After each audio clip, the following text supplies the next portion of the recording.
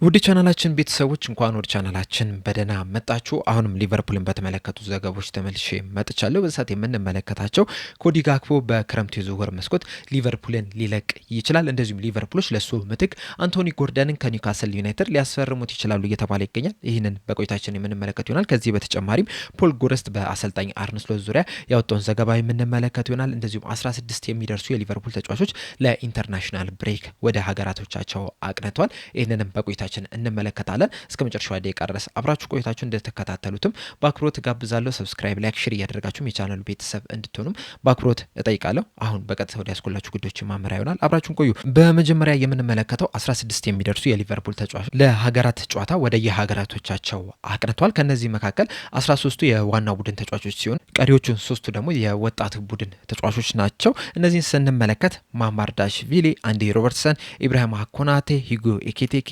ፍሎሪን ቪርትስ፣ ኬርኬዝ፣ ሰቡዝላይ፣ ፌዴሪኮ ኬዛ፣ አሌክስ ማካሊስተር፣ ቨርጂል ቫንዳይክ፣ ጀረሚ ፍሬምፖንግ፣ ራያን ግራቨንበርግ፣ ኮዲ ጋክፖ ከዋናው ቡድን ሲሆኑ ሪዮ ኦንጎማ፣ ትሬ ናዮኒ እንደዚሁም ደግሞ ኬረን ሞሪሰን ከወጣት ቡድኑ ናቸው ወደ ሀገራታቸው ማቅናት የቻሉት። በእርግጥ ሂጎ ኤኪቲኬ በብራይተን ጨዋታ ላይ ተጎድቶ መውጣቱ አይዘነጋም። ነገር ግን ደግሞ ያን ያህል የከፋ ጉዳት እንዳልሆነ ነው የተዘገበውና ምናልባትም ፈረንሳይ በሚኖራት የወዳጅነት ጨዋታ ላይ ሊጫወት ይችላል ተብሏል። ስለዚህም እንግዲህ በእነዚህ በቀጣይ 2 ሳምንታት እነዚህ 16 ተጫዋቾች ለሀገራት ጨዋታ የሚያደርጉ ይሆናል። ከዛ በኋላ እንግዲህ ሲመለሱ ሊቨርፑል በኤፍኤ ካፕ ከማንቸስተር ሲቲ ጋር በሚገናኙበት ጨዋታ ላይ የመጀመሪያ ጨዋታቸውን የሚያደርጉ ይሆናሉ። በመቀጠልም ፖል ጎረስት ሊቨርፑል ኤኮ ላይ ስለ አሰልጣኝ አርነ ስሎት የጻፈውን የምንመለከት ይሆናል። በዚህም ጽሁፉ ካለፉት 3 የፕሪሚየር ሊግ ጨዋታዎች ከወልቭስ፣ ከቶተናም እንደዚሁም ደግሞ ከብራይተን ጋር በተገናኙበት ጨዋታዎች 1 ነጥብ ብቻ ነው መሰብሰብ የቻሉት። እሱም በአንፊልድ ከቶተናም ጋር በተገናኙበት ጨዋታ ነው። ይህም ደግሞ እንደ ሊቨርፑል ላለ ክለብ ተቀባይነት የለውም። በእርግጥ በዚህ ሰዓት ላይ ወሳኝ የሚባሉ ተጫዋቾቻቸው ጉዳት ላይ ነው የሚገኙት። አሌክሳንደር ኢሳክ የረጅም ጊዜ ጉዳት አለበት። አሊሰን ቤከርም ጉዳት አጋጥሞታል። ሞሐመድ ሳላም ጉዳት አጋጥሞታል። በዚህ ምክንያትም በብራይተን ጨዋታ ላይ መሳተፍ አልቻሉም። እንደዚሁም ከብራይተን ጨዋታ በፊትም 20 ደቂቃ ብቻ ነው ልምምድ መስራት የቻሉት እና ይህንንም ከግምት ውስጥ ማስገባት ይኖርብናል።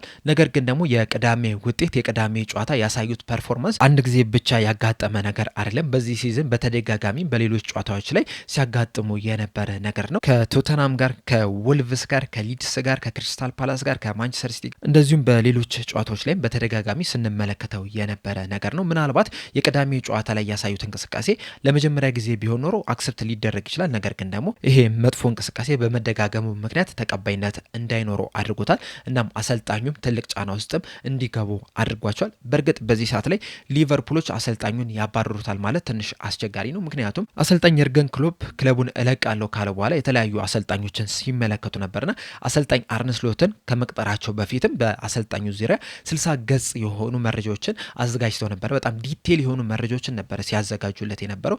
ምን አይነት ያጮት ስታይልን ይጠቀማል፣ ወደ ሊቨርፑልስ ቢመጣ እንዴት አድርጎ ይተገብረዋል፣ ከተጫዋቾች ጋርስ ያለው ግንኙነት እንዴት ነው፣ ከስታፍ አባላቶቹ ጋርስ ያለው ግንኙነት እንዴት ነው የሚሉ በጣም ዲቴል የገቡ መረጃዎችን ሰብስበው ነበር ይህንን አሰልጣኝ የቀጠሩትና በችኮላ የተቀጠረ አሰልጣኝ አይደለም። በጣም በጥንቃቄ የተቀጠረ አሰልጣኝ እንደመሆኑ መጠን በዚህ ሰዓት ሲዝኑ ከመጠናቀቁ በፊት አሰልጣኙን ያሰናብቱታል ተብሎ አይጠበቅም። ነገር ግን ደግሞ እያሳዩት ባለው ፐርፎርማንስ እያስመዘገቡት ባለው ውጤት ምክንያት ግን ጩኸቶች እየበረከቱ ነው። እናም ከዚህ በኋላም እንግዲህ ሃይራርኪዎቹም ደግሞ አመራሮቹም ይህንን ጩኸት ችላ ይሉታል ተብሎ አይጠበቅም። በዚህ ምክንያትም እንግዲህ በክረምቱም በአሰልጣኝ አርነ ስሎት የሊቨርፑል ቆይታ ላይ ትልቅ ውሳኔን ይወስናሉ ተብሎ ይጠበቃልና የሊቨርፑሎች መታገስ ከዝምታ መቆጠር የለበትም እያለን ይገኛል። ሊቨርፑል ኤኮ ላይ ፖል ጎረስት እንደጻፈው ከሆነ ሊቨርፑሎች እንግዲህ አሰልጣኝ አርነ ስሎትን የሊቨርፑል አሰልጣኝ አድርገው ሲሾሙት ዝም ብለው አይደለም፣ ከመሬት ተነስተው አይደለም። በጣም በብዙ ዲቴሎች መርምረውት ነው ይህንን አሰልጣኝ መቅጠር የቻሉት። ከዚህ ቀደም በወጡት መረጃዎች መሰረትም እንግዲህ ዋርድ የተባሉ የሊቨርፑል አመራር የርገን ክሎፕ ሊቨርፑልን እለቃለሁ ብለው በይፋ ከመናገራቸው በፊት አሰልጣኝ አርነ ስሎትን ሄደው አነጋግሯቸው ነበር። በእርግጥ በዛ ሰዓት ሲያነጋግሩት ልንቀጥርህ አስበናል በሚል አልነበረም ያነጋገሩት።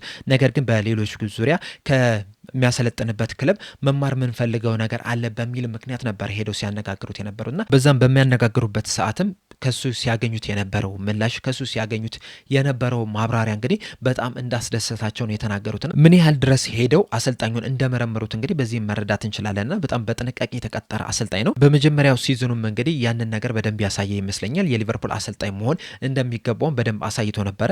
ነገር ግን በዚህ ሲዝን ግን እያሳዩ ያለው እንቅስቃሴ ግን ምናልባትም ሊቨርፑሎች አሰልጣኝ አርነ ስሎትን መቅጠራቸው ስህተት ነበረ እንዲህ የሚል ጥያቄ እንዲነሳ አድርጎታል።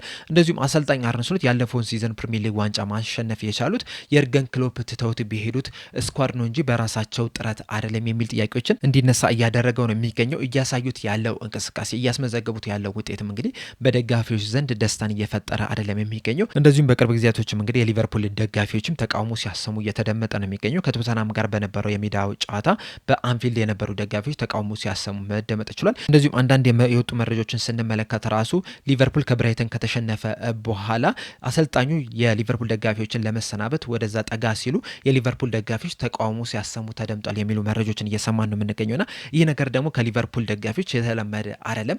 ይህም የሚያሳዩ ደግሞ የሊቨርፑል ደጋፊዎች ዘንድሮ ምን ያህል እንደተከፉ ምን ያህል ደስተኛ እንዳልሆኑ ነውና ይህም ደግሞ የሊቨርፑል አመራሮች ላይ ከፍተኛ ተጽዕኖ ሊፈጥር የሚችልበት እድል አለ። ይህም ተጽዕኖ ደግሞ አሰልጣኙ ከስራቸው እንዲሰናበቱ ሊያደርጋቸው ይችላል ተብሎ ነው እየተጠበቀ የሚገኘው። በመቀጠል የምንመለከተው ኮዲ ጋክፖና አንቶኒ ጎርደንን የተመለከተውን ዘገባ ይሆናል።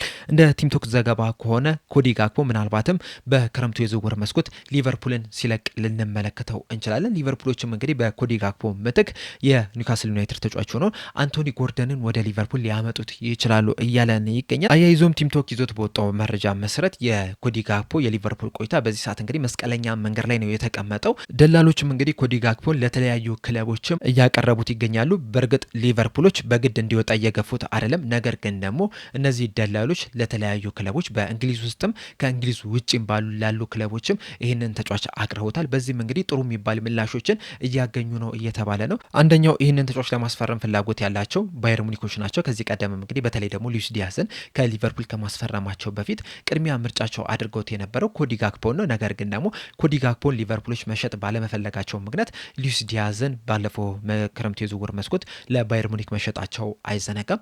ነገር ግን አሁንም ድረስ ባየር ሙኒኮች እዚህ ተጫዋች ላይ ፍላጎት እንዳላቸው ነው እየተዘገበ የሚገኘው። ከባየር ሙኒክ በተጨማሪም የእንግሊዝ ክለብ የሆነው ቶተናምም ኮዲ ጋክፖ ላይ ትልቅ ፍላጎት አሳይቷል እየተባለ ይገኛል። እንደዚሁም ደግሞ ሌላኛው የጀርመን ክለብ የሆነው አርቢ ሌፕሲንግም ይህንን ተጫዋች በቅርበት እየተከታተለ ነው የሚገኘው። አትሌቲኮ ማድሪድም በተመሳሳይ መልኩ ይህንን ተጫዋች በቅርበት እየተከታተሉ ነው። እንደዚሁም አንዳንድ የጣሊያን ሴሪኤ ክለቦችም እዚህ ተጫዋች ላይ ፍላጎት አሳይቷል። እንደዚሁም የእሱን ሁኔታም በቅርበት እየተከታተሉ ይገኛሉ እያለ ነውና ምናልባትም በክረምቱ የዝውውር መስኮት ሊቨርፑሎች ይህንን ተጫዋች ሊሸጡ የሚችሉበት እድል አለ። በእርግጥ ኮዲ ጋክፖ በቅርቡ ነው በሊቨርፑል የሚያቆየውን ኮንትራት ማራዘም የቻለው። እስከ 2030 ድረስም የሚያቆይ ኮንትራትም ነው መፈረም የቻለው። እንደዚሁም በአሰልጣኝ አርነ ስሎትም በጣም የሚወደድ ተጫዋች። ባለፈው ሲዝን የግራ ክንፍ ቦታውን ከሉዊስ ዲያዝ ጋር እየተቀያየረ ነበር ሲጫወት የነበረው። በእርግጥ ወደ መጨረሻዎቹ አካባቢ ሉዊስ ዲያዝ 9 ቁጥር ቦታ ላይ ሲጫወት፣ ኮዲ ጋክፖ በነጻነት ነበረ በግራ ክንፍ በኩል ሲጫወት የነበረው። በዚህ ሲዝን ግን ሉዊስ ዲያዝ መልቀቁን ተከትሎ በግራ ክንፍ በኩል በዋነኝነት እየተጫወተ የሚገኝ። በእርግጥ በአንዳንድ ጨዋታዎች ላይ ሪዮን ጉማም ሲጀምር ተመልክተነዋል። እንደዚሁም ደግሞ ፍሎሪን ቪርስም እዛ ቦታ ላይ ሲጀምር የተመለከትነው ተጫዋች ነው። ነገር ግን በዋነኝነት ኮዲ ጋክፖ ነው በግራ ክንፍ በኩል ሲጫወት የተመለከትነው። እስካሁን ድረስም እንግዲህ ለሊቨርፑል 42 ጨዋታዎችን ማድረግ ችሏል በዚህ ሲዝን። በእነዚህ 42 ጨዋታዎች ግን 12 የጎል ኮንትሪቢሽን ብቻ ነው ማድረግ የቻለው። 8 ጎሎችን ሲያስቆጥር 4 አሲስት ብቻ ነው ያስመዘገበው። ያለፈውን ሲዝን ቁጥራዊ መረጃዎችን ስንመለከት በ2024/25 የውድድር ዘመን ላይ 49 ጨዋታዎችን ማድረግ ሲችል በእነዚህ 49 ጨዋታዎች ደግሞ 24 የጎል ኮንትሪቢሽን ማድረግ ችሏል። 18 ጎሎችን ሲያስቆጥር 6 አሲስት ማስመዝገብም የቻለ ተጫዋች ነው የነበረው። በ2023/24 የውድድር ዘመን ላይ 53 ጨዋታዎችን ማድረግ ሲችል 16 ግብና 6 አሲስት ነበር ማስመዝገብ የቻለው። እንደዚሁም በ2022/23 የውድድር ዘመን በመጀመሪያ ዓመቱ ጃንዋሪ ላይ ከፈረመ በኋላ 26 ጨዋታዎችን ማድረግ ችሎ ነበረ። በእነዚህ 26 ጨዋታዎች ደግሞ 7 ግብና 2 አሲስት ማስመዝገብ ችሎ ነበርና ሁሉንም ስናወዳድራቸው እንግዲህ በዚህ ሲዝን በጣም መጥፎ የሚባል ጊዜን እያሳለፈ ነው የሚገኘው። ከምንም በላይ ደግሞ እያሳዩ ያለው እንቅስቃሴ ያን ያህል የሚያስደስት አይደለም። ምን ማድረግ እንደሚችል ሁላችንም እናውቃለን። በጨዋታ ላይ ምን ለማድረግ እንደሚፈልግም ሁላችንም የምናውቀው ተጫዋች ነውና ተከላካዮቹም እንግዲህ ይህንን ያጮት ስታይሉን በደንብ ስለሚያውቁት ብዙ ተጽዕኖ እንዳይፈጥር እያደረጉ ነው የሚገኙት። በደጋፊዎቹም ዘንድ እንግዲህ በዚህ ሲዝን እያሳየው ያለው እንቅስቃሴ በጣም እየተወደደለት አይደለም የሚገኘው። እንደውም ቤንች መደረግ አለበት የሚሉ ድምጾችን በተደጋጋሚ እየሰማን ነው የምንገኘው። ከልክ በላይም ነው በዚህ ሲዝን በቋሚነት እየጀመረ የሚገኘው። አንዳንድ ጨዋታዎች ላይ በቋሚነት መጀመር አይደለም ጭራሽም በስኳድ ውስጥ መካተትም የለበትም ነበረ። ነገር ግን አሰልጣኙ ይህንን ተጫዋች ቅድሚያ ነው የሚሰጡት። የሚወዱት በጣም የሚወዱትም ተጫዋች ነው። ነገር ግን በክረምቱ የዝውውር መስኮትን ሊቨርፑል ሊለቅ የሚችልበት ከፍተኛ እድል አለ እየተባለ ይገኛል። ሊቨርፑሎቹም እንግዲህ ከዚህ ተጫዋች ሽያጭ ደህና ገንዘብ ያገኛሉ ተብሎ ነው የሚጠበቀው። ምክንያቱም ደግሞ ገና 26 ዓመቱ ላይ ነው የሚገኘው። እስከ 2030 ድረስም በሊቨርፑል የሚያቆየው ኮንትራት አለና ቢያንስ ከሉዊስ ዲያዝ እኩል ካልሆነም ደግሞ ከሉዊስ ዲያዝ በላይም ገንዘብ ሊያገኙ የሚችሉበት እድል አለ። ሊቨርፑሎች እንግዲህ ይህንን ተጫዋች በክረምቱ የዝውውር መስኮት የሚያጡት ከሆነ ለዚህ ተጫዋች ምትክ የኒውካስል ዩናይትድ ተጫዋች ሆኖን አንቶኒ ጎርደንን ለማስፈረም ፍላጎት አላቸው እያለን ይገኛል። እንደሚታወቀው ሊቨርፑሎች ይህንን ተጫዋች ለማስፈረም በጣም ተቃርበው ነበረ። ኒውካስል ዩናይትዶችም እንግዲህ ለሊቨርፑሎች አንቶኒ ጎርደንን ግዙ ብለው እንደውም ጠይቀዋቸው ነበረ። ሊቨርፑሎችም ጎርደንን ከ50 እስከ 65 ሚሊዮን ፓውንድ በሚጠጋ ገንዘብ ለማስፈረም ተቃርበው ነበረ። ነገር ግን ኒውካስል ዩናይትዶች ኤሊየት ሄንደርሰንን ለኖቲንግሃም ፎረስት በመሸጣቸው ምክንያት የአንቶኒ ጎርደን የዝውውር ሂደት ሳይሳካ ቀርቷል። ነገር ግን ሊቨርፑሎች ፍላጎታቸው እስካሁን ድረስም እንዳለም ነው እየተዘገበ የሚገኘው። እንደዚሁም አንቶኒ ጎርደንም ለሊቨርፑል ለመጮት ፍላጎት እንዳለው የተለያዩ መረጃዎች ሲናገሩ ነበር። እንደሚታወቀው አንቶኒ ጎርደን የሊቨርፑል ደጋፊ ነው። እንደዚሁም በሊቨርፑል አካዳሚ ውስጥ ማለፍ የቻለ ተጫዋች ነው። በህፃንነቱ በመጀመሪያ ለሊቨርፑል ነበረ ሙከራ ማድረግ የቻለው። ነገር የሊቨርፑል ቆይታው ሳይሳካለት ሲቀር ለሌላኛው የከተማው ክለብ ለሆነ ለኤቨርተን ፈረመ። በኤቨርተንም እንግዲህ እድገት አሳይቶ ምርጥ ብቃቱን አሳይቶ ለዋናው ቡድን መጫወት ቻለ። ከዛ በኋላ ወደ ኒውካስል ዩናይትድ ማቅናት የቻለ ተጫዋች ሆኗል። አሁንም ግን ወደ ሊቨርፑል ሄዶ ለመጫወት በጣም ከፍተኛ ፍላጎት አለውና በዛ ምክንያትም ሊቨርፑሎች ይህንን ተጫዋች ሊያስፈርሙ የሚችልበት እድል አለ። ከዛ በተጨማሪም ደግሞ በአጥቂ ስፍራ ላይ በየትኛውም ቦታ ላይ መጫወት የሚችል ተጫዋች ነው። በቀኝ ክንፍም በግራ ክንፍም እንደዚሁም ደግሞ 9 ቁጥር ቦታ ላይ መጫወት ይችላል። እንደዚሁም ፕረስ ሲያደርግ ራሱ በጣም አስገራሚ የሚባል ተጫዋች ነውና ኮዲ ጋክፖን የሚያጡት ከሆነ አንቶኒ ጎርደን ለማስፈረም እንቅስቃሴ ያደርጋሉ ተብሎ ይጠበቃል። በእርግጥ ኮዲ ጋክፖ ባይለቅ እንኳን ራሱ አንቶኒ ጎርደንን ለማስፈረም ፍላጎት እንዳላቸው ነው እየተነገረ የሚገኘው። በተለይ ደግሞ መሐመድ ሳላ ሊቨርፑል ሊለቅ የሚችልበት እድል አለ።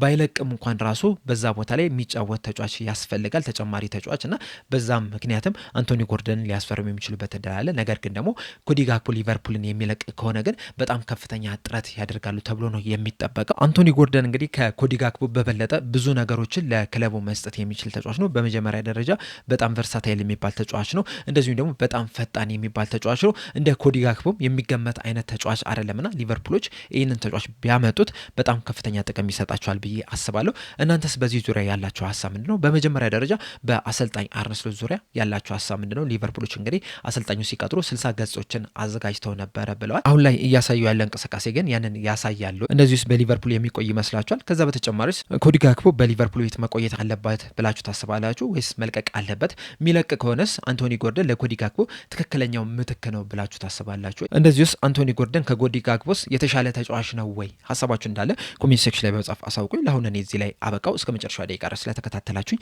ከልብ አመሰግናለሁ። በቀጣይ በሌላ እስከምንገናኝ ድረስ ሰብስክራይብ፣ ላይክ፣ ሼር ማድረግ እንዳትረሱ። ቸር ያቆየን።